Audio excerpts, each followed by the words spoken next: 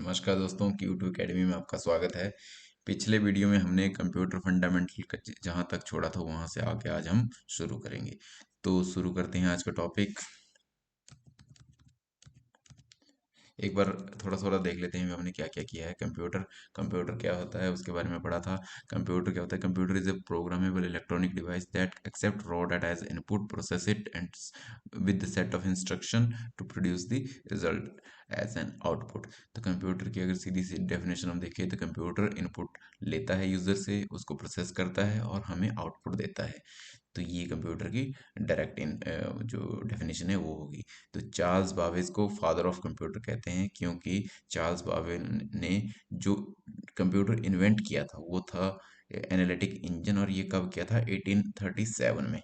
तो ये तो था कंप्यूटर की डेफिनेशन। इसके बाद ये देखो, ये वाला, इस वाले में हमने देखा था कि जो कंप्यूटर का जो स्ट्रक्चर है वो किस तरह का होता है। इनपुट यूनिट होती है, फिर सीपीयू होता है, सीपीयू में control unit, arithmetic logic unit होता है।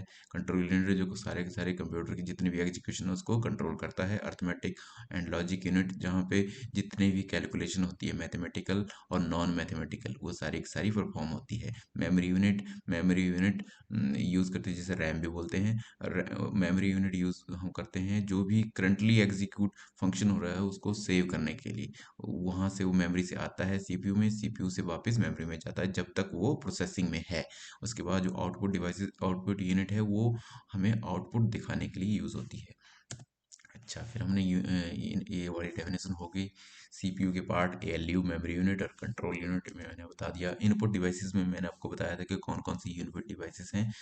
तो ये भी कई बार क्वेश्चन आ जाता है, जैसे कौन कौन से हैं? Keyboard, mouse, scanner, joystick, lead pen, digitizer, microphone, magnetic ink character recognition, इसकी फुल फॉर्म आ जाती है कई बार एम आई सी आर की। ऑप्टिकल करेक्टर रीडर इसकी भी आ जाती है। Digital camera, federal gesture recognition devices, light gun, touch pad, remote, touch screen, VR, webcam, biometric devices, इस तरह ये इनपुट डिवाइसेस हैं। उसके बाद आउटपुट डिवाइसेस में मेन क्या है? मॉनिटर है। मॉनिटर किस टाइप के होते हैं? CRT, LCD, LED, plasma. CRT जो पहले होते थे बड़े बड़े, जो कैथोड रे ट्यूब वाले। उसके बाद दूसरा आउटपुट डिवाइसेस है प्रिंटर में इम्पैक्ट प्रिंटर होते हैं, नॉन इम्पैक्ट प्रिंटर होते हैं, मैंने डिटेल में डिस्कस कर लिया था। उसके बाद प्रोजेक्टर होता है, जो बड़ी सी स्क्रीन, हम प्रोजेक्टर की लाइट लेज़र से हम उसको दीवार पे या कोई कपड़ा है उसके ऊपर उसको प्रोजेक्ट करके हम जो कंप्यूटर स्क्रीन हो वहाँ पे उसको दिखा सकते हैं। ये तो प्रोजेक्टर था। इसके बाद सेंट्रल प्रोसेसिंग यूनिट में मैंने आपको पहले बता दिया एएलयू, जो अर्थमेटिक लॉजिक यूनिट है वो मैथमेटिकल और लॉजिकल जो फंक्शनैलिटी है उनको परफॉर्म करने के लिए हम यूज़ करते हैं। जितनी भी कंपैरिजन होंगे, डिवीज़न होगा, मैथमेटिकल जितने भी है ना, addition, subtraction, multiplication, division, comparison, ये सारे के सारे जो कैलकुलेशन है वो एलयू करेगा। Logical function mainly include selecting, और जो लॉजिकल फंक्शन है वो भी कई बार आ जाता है कि लॉजिक इनमें से कौन सा फंक्शन या ऑपरेशन लॉजिकल है। तो उसमें क्या होता है? Selecting, comparing and merging the data, जो एलयू का काम है। उसके बाद आज हम शुरू करते हैं, यहाँ से हम शुरू करते हैं प्रोसेसर। प्रोसेसर क्या होता है? Processor, it is the brain of computer who process instruction from user using hardware as well as software. यानी कि जो प्रोसेसर है वो कंप्यूटर का, जिसको कंप्यूटर का ब्रेन कहते हैं, वो जो भी है ना प्रोसेसेस, हमें हमने यूज़र ने जो इंस्ट्रक्शन दी है उनको प्रोसेस करने के लिए प्रोसेसर यूज़ करते हैं। इसमें एग्जांपल देखो बताए हैं, Intel i3, i5, i7, i9 भी आ गया। इंटेल के प्रोसेसर हैं।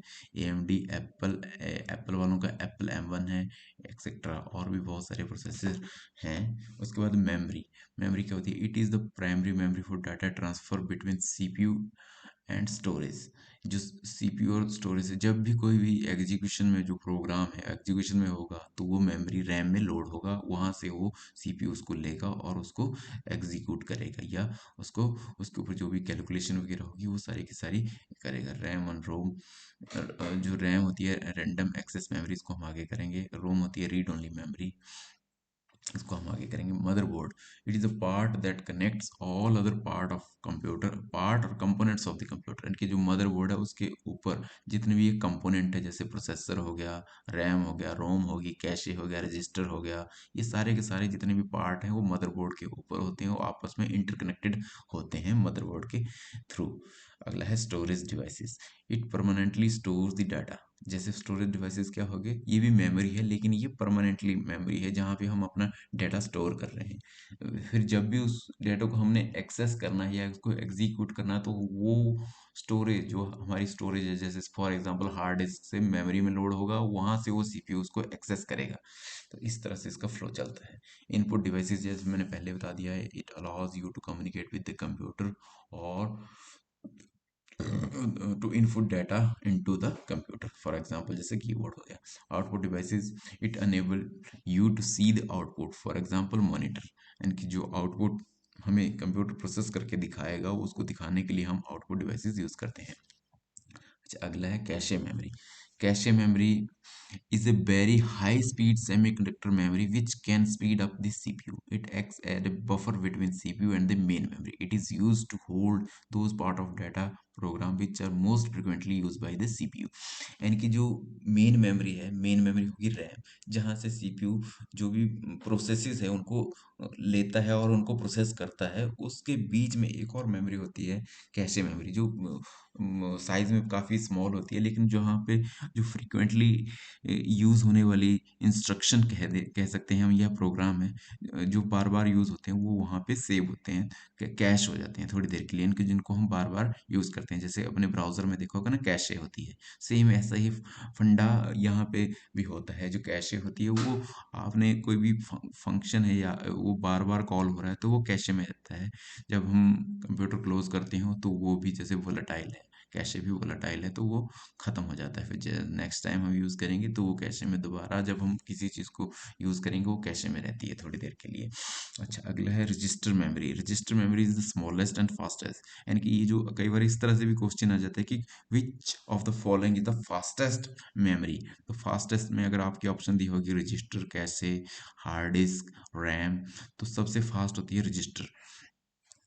Register memory is the smallest and fastest memory in the computer. It is not a part of the main memory and it is located in the CPU in the form of register. ये CPU के अंदर ही होती है और register की form में होती है। ये बिल्कुल स्मॉल, जैसे 1 और 0 होते हैं ना, उस तरह की ये एक तरह का स्विच की तरह ले सकते हैं आप इसको, कि ट्रू और फॉल्स उस तरह की इंफॉर्मेशन सेव करने के लिए होती है। जैसे स्विच होता है ना, ऑन किया, ऑफ किया, बंद किया, स्टार्ट किया, इस तरह से। Which are the smallest data holding element.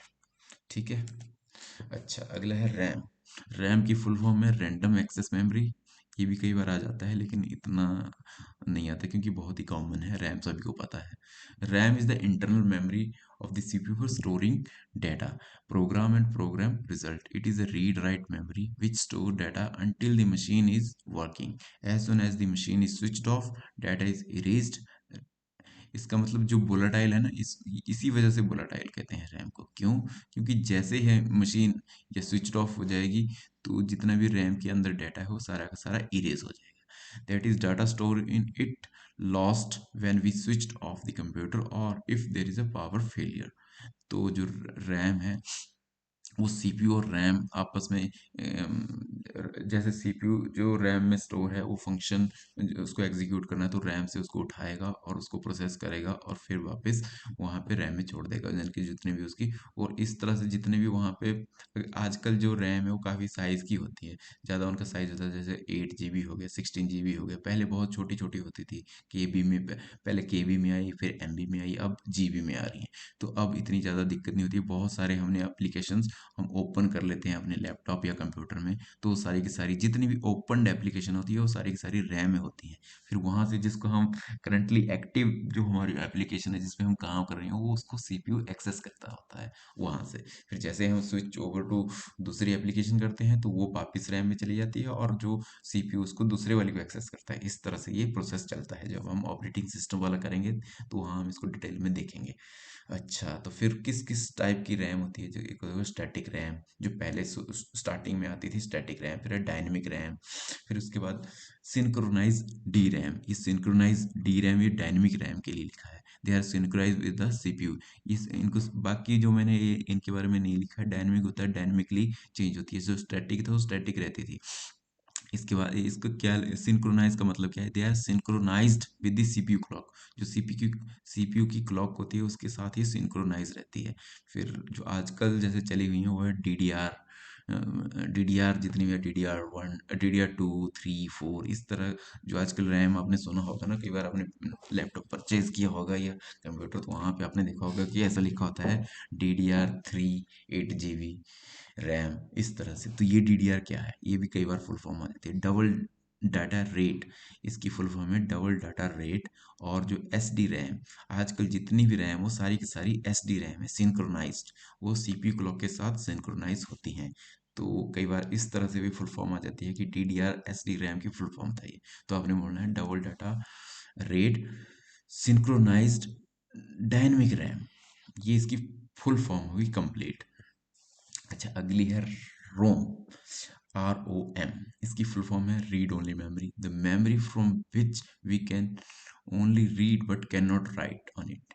ये है रीड ओनली मेमोरी, जैसे इसके नाम से पता लग रहा है, इसमें सिर्फ हम इससे रीड कर सकते हैं। तो ये नॉन वोलाटाइल हुई, यहाँ से कुछ भी हम इरेज नहीं कर सकते, ना ही पावर फेलियर या स्विच ऑफ करने पे जो रोम है उसका डाटा इरेज होता है, तो ये नॉन वोलाटाइल है। The information is store permanently in such memories during manufacturer, जो मैन्युफैक्चरर है वो जो रोम है उनमें डेटा स्टोर कर देते हैं, और वो हमेशा रहता है, जब तक हम कंप्यूटर हमारा चल रहा है ना, वो तब तक उसी के बीच में रहेगा, जो रोम के बीच में उन्होंने सेट किया है। ROM store such instruction that are required to start a computer, और इनके जो रोम है उनके अंदर किस तरह की इंफॉर्मेशन होती है, जो हम लैपटॉप जब भी स्टार्ट करते हैं तो सब एकदम से हमारा ऑपरेटिंग सिस्टम नहीं चलता है, पहले बायोस चलता है। वो जो बूट स्ट्रैप, जो स्टार्टिंग होती है कंप्यूटर की, वो जितनी भी इंस्ट्रक्शन है उसको स्टार्ट करने के लिए यूज होती है, वो सारी की सारी रोम में स्टोर होती हैं। तो ये लिखा है ना, जो रोम stores such instruction that are required to start a computer. This operation is referred to as bootstrap, यानी कि जो बूटिंग प्रोसेस है उसको, बूटिंग प्रोसेस का जितना भी प्रोग्राम है वो रोम में स्टोर होता है। अच्छा, रोम के टाइप देख लेते हैं।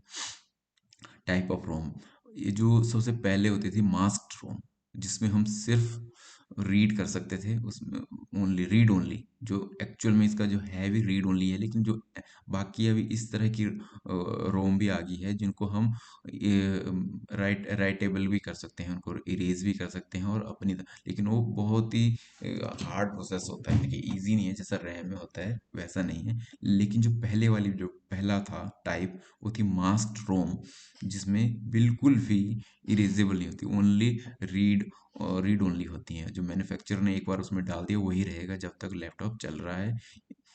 अच्छा, दूसरी है पी रोम, ये है पी रोम, जैसे इसकी फुल फॉर्म भी आ जाती है पी रोम, क्या है, प्रोग्रामेबल रीड ओनली मेमोरी, यानी कि P ROM is a read only memory that can be modify only once by user, यानी कि ये है, इसको यूजर एक बार, इसका जो पी रोम के अंदर जो डाटा है उसको एक बार यूजर चेंज कर सकता है। The user by a blank ROM, या इस तरह से होता है कि अगर मैन्युफैक्चरर ने ब्लैंक रोम दे दी है, वो भी प्रोग्रामेबल होगी तभी ब्लैंक होगी।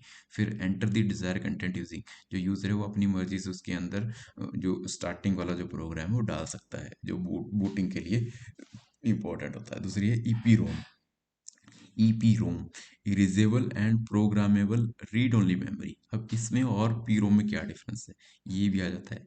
EP ROM can be erase by exposing it to ultra violet light for a duration of up to 40 minute, यानी कि जो ईपी रोम है इसको हम एक बार अगर मैन्युफैक्चरर ने इसके अंदर जो प्रोग्राम डाला है वो डाला है, उसको हम इरेज भी कर सकते हैं। जो प्रोग्रामेबल वाली थी उसमें मॉडिफाई कर सकता था, लेकिन इरेज नहीं कर सकते थे, या वो ब्लैंक दी होती थी।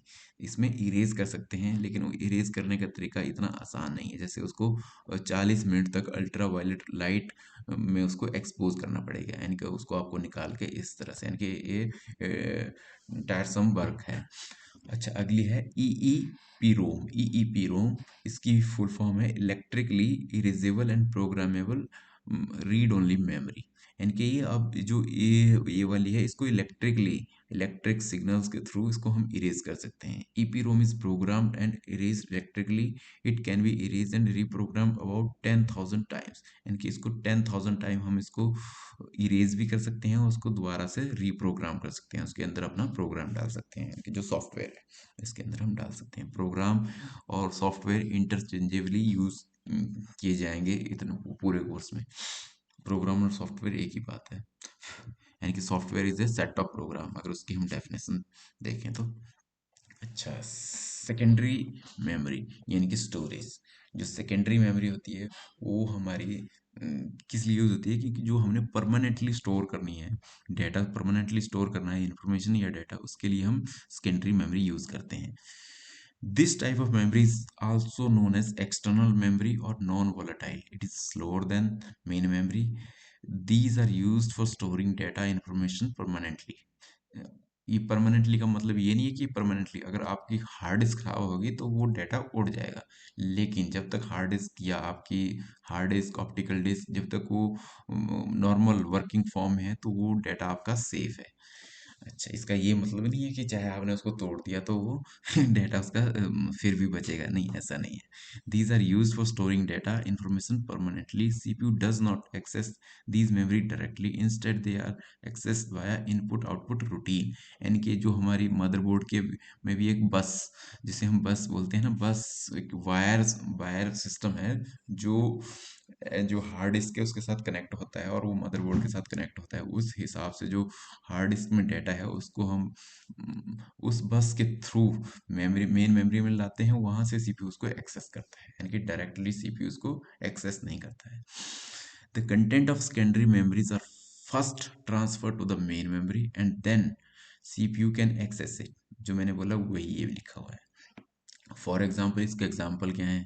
जो सेकेंडरी मेमोरी है, हार्ड डिस्क, HDD जिसे हम बोलते हैं, ऑप्टिकल डिस्क, फ्लैश मेमोरी जैसे SSD। आजकल मैक्सिमम जितने भी लैपटॉप आ रहे हैं ना वो फ्लैश मेमोरी वाले हैं, SSD फास्ट होती है। जो पहले वाले हार्ड डिस्क वाले, अगर आप लैपटॉप चलाया होगा और आप SSD वाला चलाया होगा तो आप डिफरेंस नोट कर सकते हो, क्योंकि जो SSD वाला है वो कंपैरेटिवली काफ़ी फास्ट है HDD से। अच्छा, और कौन से हैं? CD रोम, पेन ड्राइव, SD कार्ड, इस तरह से और बहुत सारे स्टोरेज डिवाइसेस हैं। पहले फ्लॉपी भी होता था, लेकिन अब वो ऑब्सोलेट हो गए हैं। अब तो CD और DVD भी ऑब्सोलेट हो गए हैं आजकल के लैपटॉप में।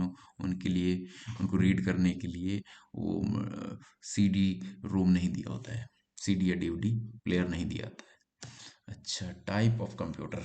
एक मिनट में टाइम देख लेता हूँ कितना हुआ। अच्छा, 17 मिनट हो गए हैं।